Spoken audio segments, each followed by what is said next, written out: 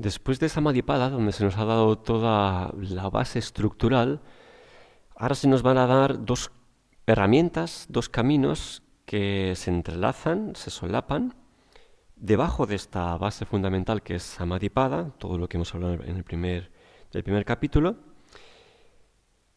y que a la par va a retroalimentar a toda esta base estructural. Vamos a ver de qué hablamos. Entonces, Sadhanapada, que es el segundo de los capítulos, dice, vamos a hablar de lo que es el Kriya Yoga y lo que son los kleshas finalmente. Lo hemos hablado muchas veces, vamos a verlos ahora con detalle. Dice, el yoga en tanto acción, el Kriya Yoga, tiene tres partes. Entrenar y purificar los sentidos, tapas. Estudio de sí mismo en el contexto de las enseñanzas, svadhyaya, y devoción y entrega o abandono en la fuente creativa de la cual emergimos. Ishvara Pranidhana. Nos está diciendo que hay un camino, hay una técnica. El yoga en tanto acción, kriya se suele traducir como acción, también se suele traducir como acción preliminar. Y este preliminar lo enlazo con las tres partes que tiene. Fíjate que te dice, entrenar y purificar los sentidos, estudio de mí mismo y devoción y entrega o abandono en la fuente creativa de la cual emergimos. Este último punto lo vimos en el Sutra 1.23 y nos dijo, a partir de ahí, eso es un atajo. Si tú consigues desapego absoluto, estás en el no apego y en el permitir la vida como es, el abandono en la fuente creativa, la devoción y entrega a todo lo que acontece, desde ahí alcanzarás Samadhi. Y aquí se nos dice entonces dos acciones o dos actitudes que complementar con esta devoción. Dice, entrena y purifica tus sentidos y estúdiate a ti mismo. Es decir, observa cómo percibes. Lleva tu atención a cuando tú estás en un espacio, qué sensaciones te vienen. A cuando tú estás hablando con alguien, qué percepción tienes, qué impresiones te vienen. Cuando desarrollas un objetivo, desarrollas un plan, ¿cómo percibes? Voluntad.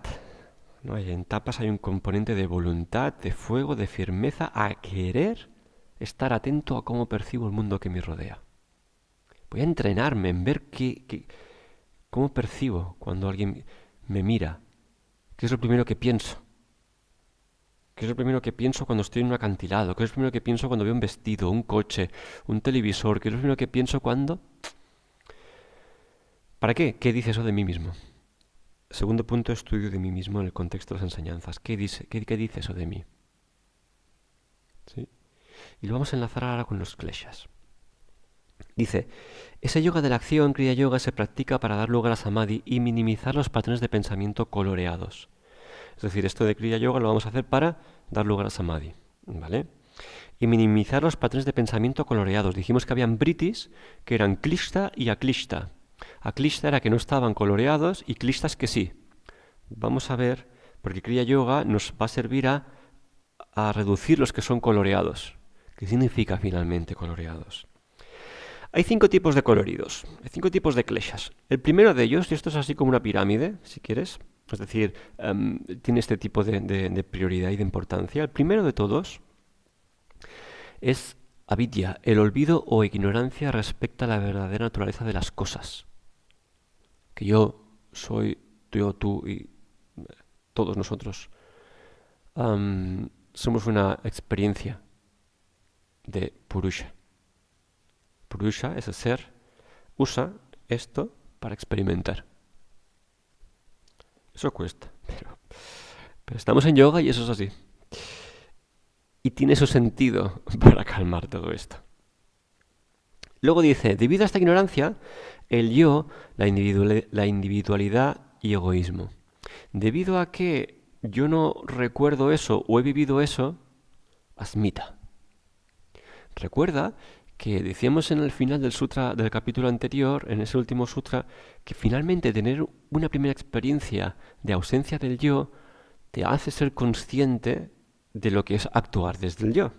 Volvemos aquí, debido a la ignorancia, debido a colocarme yo y pensarme que yo soy pintor, escritor, que yo soy una persona que hace, que soy así, que soy asá, que me gusta aquello, que me gusta lo otro y que soy una caja cerrada, que tengo una personalidad cerrada y marcada, que si bien es verdad, puede ser otra cosa.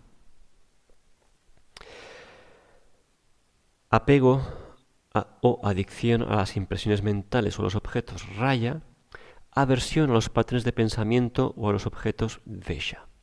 Es decir, debido a este egoísmo yo me apego a ser pintor, por ejemplo, y vesha me causa aversión la idea de aquel oficio que hice de pequeño que imaginemos, ¿no? Ahora me viene así el ejemplo, ¿no? Una familia en que tengo mi negocio familiar y se me dice una y otra vez, tú serás tal, tú serás tal, tú eres tal, tú vas a continuar con esto, tú vas a continuar con esto. Al final eso al final me produce aversión. Yo no quiero eso, dejarme ser lo que yo quiera ser. ¿No? Sin embargo, puede estar el otro hermano, si quieres, que sí que va a continuar, hermano o hermana, que sí que va a continuar el negocio familiar y tiene apego a ese negocio familiar. Raya y dvesha. ¿Debido a qué? Debido a asmita, esto hay que tenerlo claro. Asmita, yo me creo que ese trabajo es malo, yo me creo que ese trabajo es bueno. Y finalmente hay un quinto muy interesante y dice, amor a estos como si fueran la vida misma y miedo a perderlos como si fueran la muerte. Entonces nos habla de que estos britis que vivimos, en realidad tengo miedo a dejar de ser pintor. En realidad tengo miedo a dejar de enfadarme por no ser pintor. Hay muchas relaciones, si nos fijamos, que se sostienen por patrones muy concretos, ¿no? Sucede que cuando quedamos con un grupo de personas, las conversaciones son unas determinadas. Tiene que ver con esto. ¿Sí? Hablamos de ese tipo de cosas y nuestra relación está basada en el amor o la aversión, es decir, el cariño, o si quieres para poner un poquito más neutral, o el gustar o no gustar unos ciertos temas. Hay personas que su relación se basan en enfadarse. Muchos matrimonios, por ejemplo, en parte se sostienen debido a el enfado, porque no tienen otra forma de estructurar la relación. Otras relaciones de amistad se sustentan y se fomentan en algún tipo de afición común. No estamos diciendo nada ni de que sea bueno ni malo, ni todo eso. Simplemente estamos estudiando los siguientes diferentes fenómenos relacionales que pueden haber y cómo esto se vincula con los kleshas. Tú dirás, bueno, ¿qué de malo puede tener que yo y mi amigo nos vayamos a escalar cada semana porque eso nos gusta? Nada, exacto. Nada de malo. Estamos hablando aquí de que estamos tratando de alcanzar yoga, las fluctuaciones de la mente. Entonces estamos cogiendo simplemente ejemplos para ilustrar. ¿Ilustrar el qué? Ah, ostras, es que quiero ir a escalar, es que quiero escalar. Ok, ¿qué pasa cuando no vas a escalar por alguna razón? Es decir, hay raya hacia ir a escalar con mi amigo y de repente ese día, ABC. Bueno, pues todos lidiamos con la frustración de forma diferente. El objetivo es que no haya frustración, ¿no? Ah, no se puede ir a escalar. Siguiente cosa. Ya es un patrón aklishta. ¿Sí? En ese gradiente en ese gradiente de cosas nos movemos. Todo lo que es klishta al final produce un dolor. Así es que es fenomenal que me guste aquello, o es fenomenal que tenga esta afición. Ok, cuando no la tienes, ¿qué briti tienes? ¿Es klishta o está klishta? El klishta te va a molestar, reconoces que sí. Bien, vamos a ver un poco, así que dice los sutras al respecto. Dice, el olvido fundamental o la ignorancia, es decir, avidya, es el terreno de cultivo para el resto de los otros coloridos, cada uno de los cuales se halla en uno de estos cuatro estados: dormido o inactivo, atenuado o debilitado, interrumpido o separado, o activo produciendo pensamientos y acciones de distinto grado. Lo que nos quiere decir es que estos kleshas tienen diferentes grados. Por ejemplo, a mí no me molesta tal persona hasta que no la veo. Eso sería algo que, por ejemplo, puede estar en el segundo nivel, atenuado o interrumpido, dependiendo, ¿no? A mí no me molesta o a mí me gusta tal cosa, pero hasta que no la veo, no digo, uy. O me gusta tanto que incluso en su ausencia, ¿no?, estoy constantemente pensando en ella. O es algo ya tan tenue, tan debilitado, que incluso cuando hay presencia de ello, solo si dejo que mi mente vaya, y eso sería dormido, perdón, eso sería atenuado o debilitado, solo si dejo que mi mente vaya, entonces se convierte en algo más potente. Entonces hay que ver que en realidad estos kleshas como que nos muestran el grado de profundidad en el que nos marca nuestra personalidad, y que incluso tenemos algunos de dormidos o inactivos. Significa que hay que entender que aquí estamos en yoga, creemos en karma y se cree en que hay vidas pasadas, ¿no? Hay acciones pasadas que dejaron sus impresiones, que están ahí latentes y están esperando a un escenario para activarse. Y cuando se activan, entonces nos producen un emocional determinado. Y eso nos ha ocurrido muchas veces, ¿no? Que de repente, ostras, ¿cómo puede ser que sienta esto aquí? Tiene que ver con eso, con ese klesha dormido, que de repente, ¡pum!, salta. Los otros tres niveles, debilitado, interrumpido y activo, ¿no?, nos hablan pues de esa, si quieres, distancia que hay con aquello, ¿sí?, de más a menos.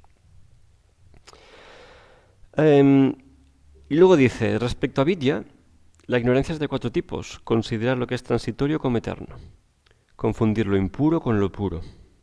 Creer que lo que acarrea misteria trae felicidad y estimar lo que es el ser como si fuera el ser. Considerar lo que es transitorio como eterno se refiere a que la falsa creencia, por algún lado, de que vivimos para siempre, o de que esto que tengo lo voy a tener para siempre, no son sinónimos. Apegarse a las cosas al final, cuando todo es transitorio, nos va a traer dolor, ¿no? Considerar lo que es transitorio como eterno.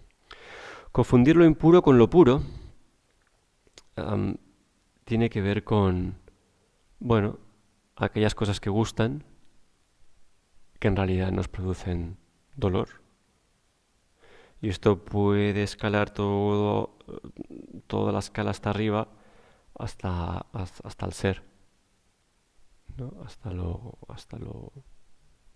Hasta ese samadhi sin semilla. Entonces hay un gradiente ahí de cosas que podemos considerar buenas y confundimos como puras, cuando en realidad todo lo que sea prakriti, todo lo que sea material, estrictamente hablando, ¿no?, tiene un grado de impureza y causa vritti. Creer que lo que acarrea miseria trae felicidad tiene que ver con esas cosas que gustan, ¿no? Pensarme que... Vamos a poner un ejemplo de yoga, ¿no? Pensarme que hacer una cierta asana puede traerme felicidad. Puede ser, claro. Lo que pasa es que quizás de esa asana te queda 7 años vista, ¿no? Y te vas a hacer daño. Ejemplo sencillo y tonto, ¿no? Las adicciones es donde más se ve, ¿no? Las personas, los trabajos, los estilos de vida, los hábitos. Ahí vemos muchos ejemplos. Finalmente, lo que es el ser como si fuera, lo que es el no ser como si fuera el ser. Es decir, el no ser es todo esto, todas estas cosas, el pintor, el no pintor, todas las cosas. Pensarse que... Confundir eso que no es, porque esto es transitorio, y yoga está tratando de buscar una realidad que es absoluta y no muta. Y en realidad te das cuenta que en la vida todo absolutamente muta constantemente, ¿no? Entonces es difícil ser, porque es imposible que seas algo que está cambiando constantemente, ¿no? Se te dice una y otra vez en yoga en instrucciones que busques aquello eterno en ti. ¿no? Busca aquello que no cambia en ti. De ahí el colorido klesha del egoísmo que surge de la ignorancia se debe al error de considerar el intelecto, buddhi, como si fuera conciencia pura. Entonces nos creemos inteligentes y consideramos que esa inteligencia tiene algo que ver con la conciencia. En realidad la inteligencia dentro de yoga, ¿no? Se considera una herramienta, un instrumento um, que es que te permite discriminar, ¿no? Recuerda que en samadhi, con semilla, con objeto, ahí sigues teniendo britis, ¿no? Y ahí sigues teniendo esa inteligencia, ese intelecto. Ese intelecto forma parte de asmita, es una herramienta de asmita para conocer. Es muy valiosa, pero si tú te piensas que eres eso, entonces... Y ese es el conflicto. Creer que tú eres tu conocimiento. Creer que eres las cosas que crees. Ay, es que soy una persona con muchos valores. Pumba. Es que soy una persona muy noble. Pumba. Soy una persona muy tal. Soy una persona. Lo que es no necesita ser demostrado y la palabra siempre requiere de una asmita.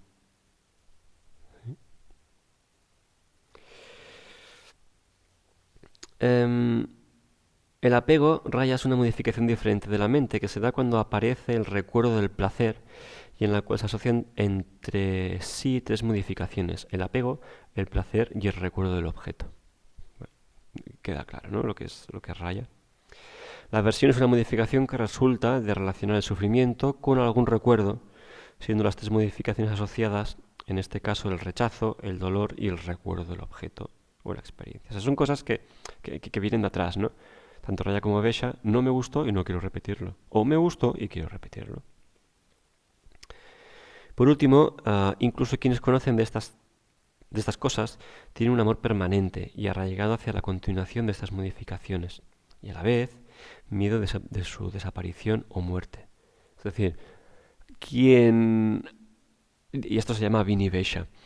Quien finalmente experimenta una y otra vez esa ausencia del yo, entonces entiende que esa persona no es todo lo exterior y que en realidad es como infinito, ¿no? ¿Vale? Es que yo podría ser... Yo puedo adoptar, mi mente puede adoptar la forma de todo lo que me rodea, ¿no?